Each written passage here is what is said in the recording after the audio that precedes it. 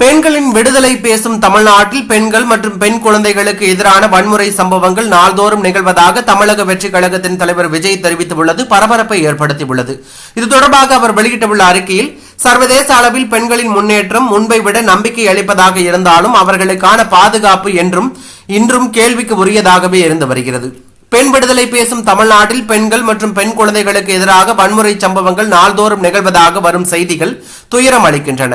பெண்கள் மீதான வன்முறைகள் நாளுக்கு நாள் அதிகரித்து வருவதை தடுக்க நீதித்துறையின் துணையோடு ஆட்சியாளர்கள் இரும்பு கரம் கொண்டு நடவடிக்கைகளை மேற்கொள்ள வேண்டும்.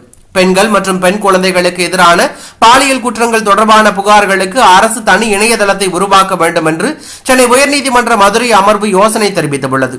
இதற்கு மதிப்பளித்து தமிழக அரசு இனி இணையதளத்தை உருவாக்கி பெண்கள் மற்றும் பெண் குழந்தைகளின் பாதுகாப்பை உறுதி செய்ய வேண்டும் என்று பெண்களுக்கு எதிரான வன்முறைகள் ஒழிப்பு சர்வதேச தினத்தில் வலியுறுத்துகிறேன் என விஜய் கூறியுள்ளது பரபரப்பை ஏற்படுத்தியுள்ளது.